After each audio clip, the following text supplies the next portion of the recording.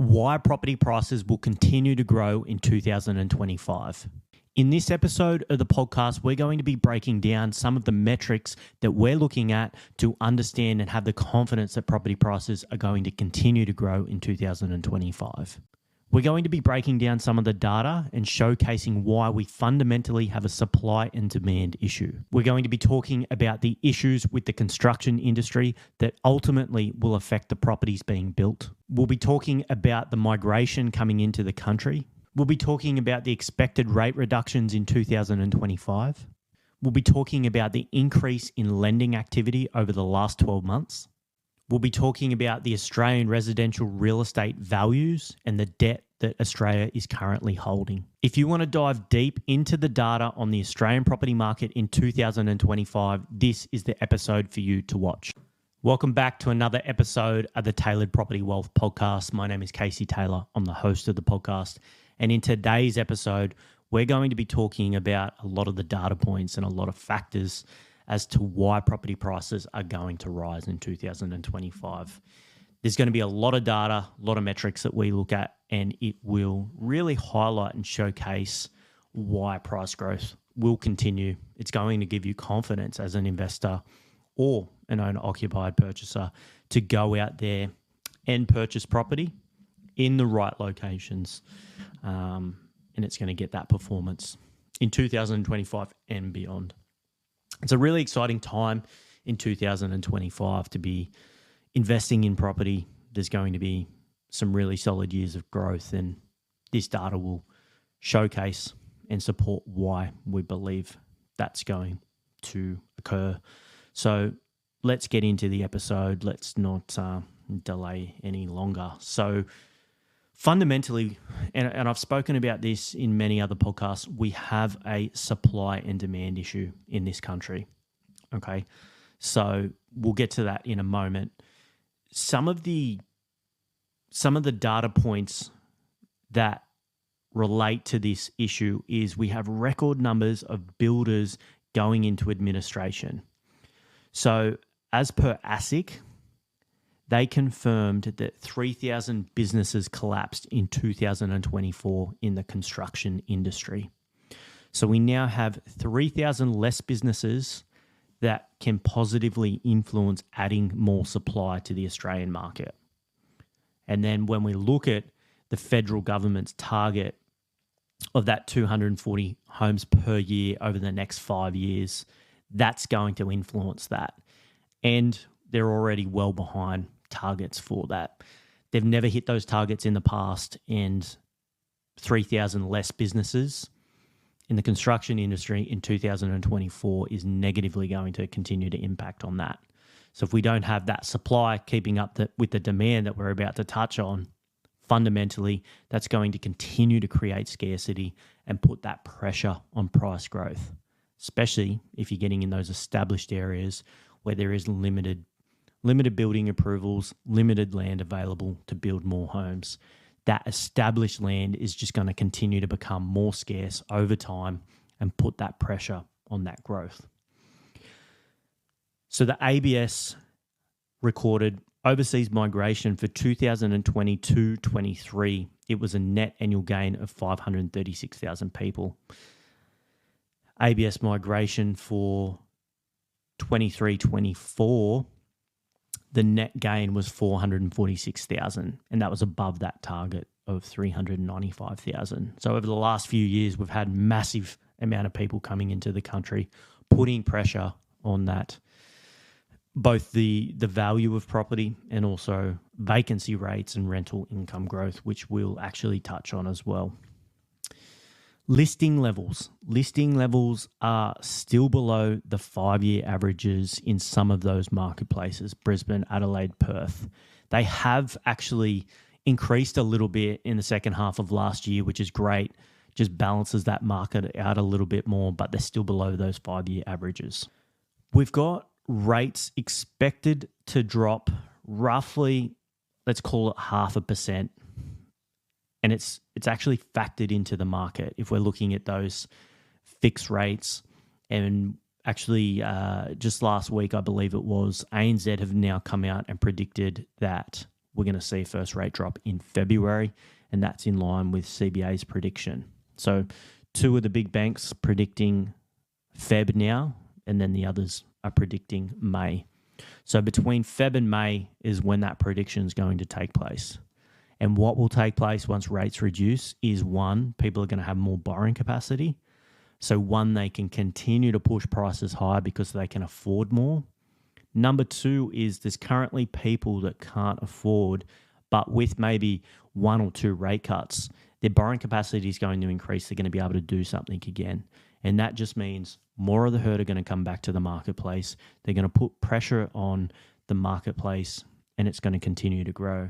And we'll touch on the lending, and it's already dramatically higher than it was 12 months ago. So as we see those rates reduce as well, it's going to continue and continue again. So it's something important to note. And there's just going to simply be those people who have portfolios and holding debt, and they'll be able to purchase again with those rate cuts as borrowing capacity increases. So it's just a great opportunity in that first half of 2025 if you can get in before a lot of the herd. And within our business, our inquiry levels late last year were really starting to ramp up, and they're just off their head in January because people are understanding what's coming, and it will just take another notch up once we see that rate reduction actually take place. As per the ABS, investor lending is up 29.5% and owner occupied is up 13.1%. So a substantial lift both for owner occupied and investors, but a 30% increase for investors is massive. We had that negativity in the marketplace a couple of years ago as rates were increasing, cash flow was affected for those investors.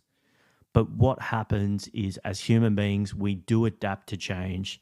We rein in our discretionary spending, and we continue to take action. So 30% increase, what's going to happen with a couple of rate cuts? It's going to really heat up in that pressure cooker for growth, as I always talk about. The RBA predicts that the demand for additional dwellings is actually going to increase 120,000. And that is because the household average, so the number of people living in a home, is 2.6%, and it's dropped to 2.5. So just that tiny reduction holistically across Australia means 120 new dwellings. Now, if we look back to the construction industry collapsing and the migration we have coming into the country and building approvals not keeping up, and then we've got that on top of that, and we need more dwellings, that demand is just increasing again, yet our supply is just not going to keep up. That pressure cooker for growth. People don't understand that one, I don't think, just simply from that point of view, that average household decreasing. And there's so many different factors as to why, and that's, again, contributing to the vacancy rates as well, having that negative impact because vacancy rates are at all-time lows, which we will touch on now. So we've got historic low vacancy rates, and that is putting pressure on rental income growth. Now, as per SQM, I've just done a couple of the majors that we kind of are looking at the moment, but rental income growth over the last 12 months, and this is as today, Brisbane is up 17.1% over the last 12 months for houses. Adelaide up 13.3% for houses, and Perth up 19.6% for houses. Okay, so massive growth, well over 10% growth. And this is what people do not understand that are sitting on the fence saying, I don't want an additional 10K of holding costs per year. But the reality is, if people got in 12 months ago, they're borrowing far less for that property. Their gross yield at the time was higher than it is today, meaning it actually positively influences your holding costs getting into the market sooner. but then you're getting that rental income growth as well. Over time, rental income growth increases, and you're either one, holding that same amount of debt with interest-only lending, or if you're principal and interest, you're now starting to pay some of that debt down, but your rental income increases over the time, and that's where we get that passive income.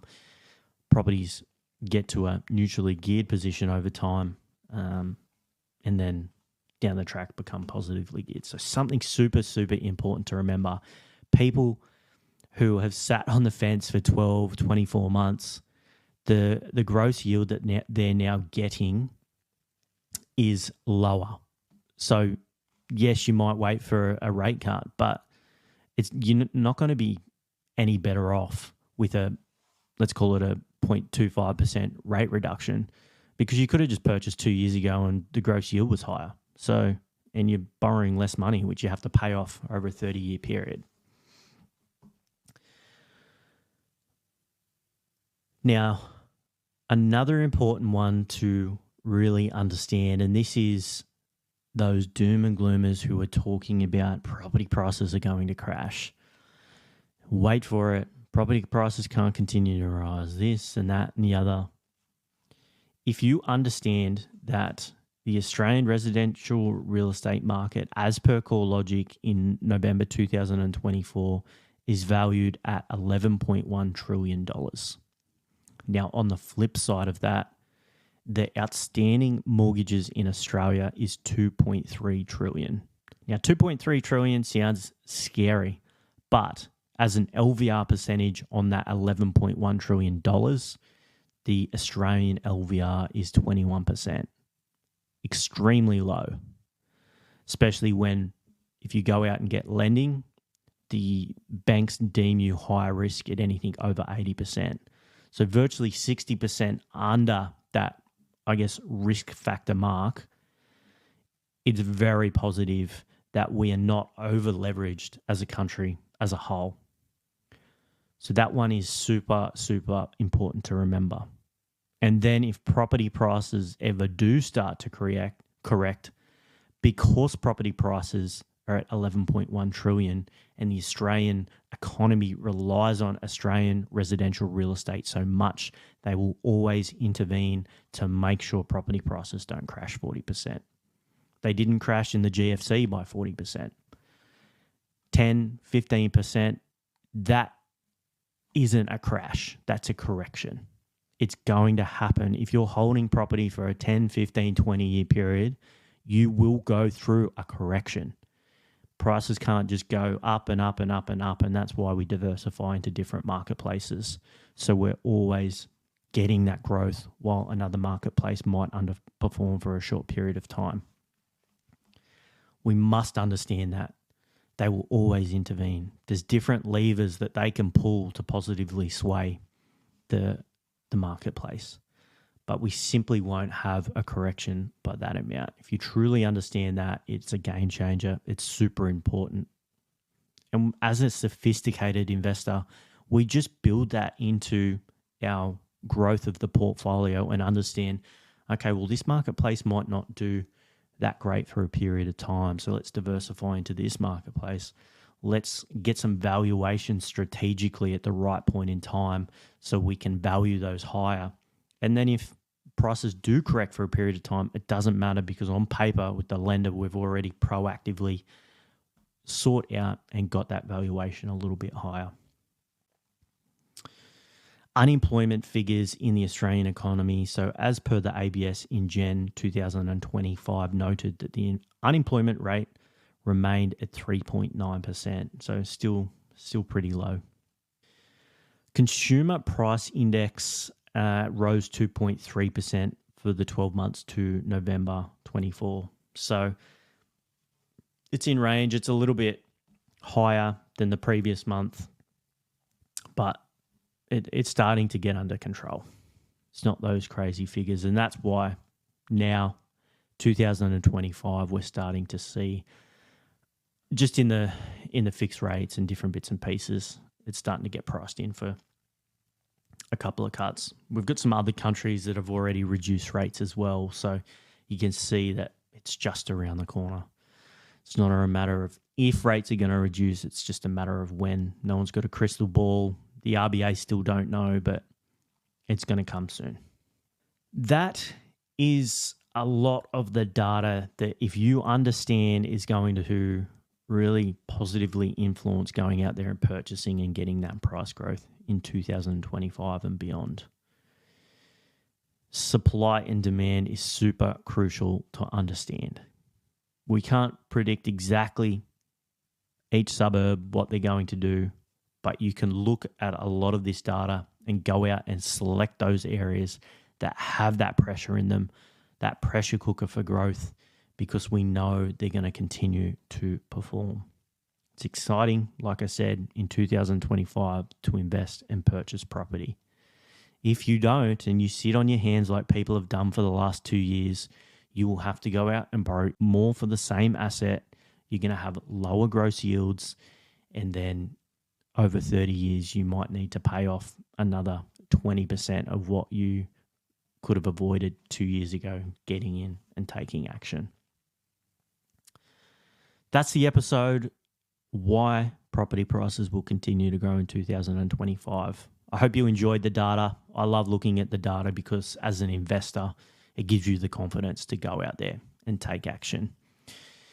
If there's something you want to see this year, please reach out, let us know, and we will make sure we get onto that as a subject for a future episode. Thanks for listening, guys. Hope you have a great week, and see you on the next one.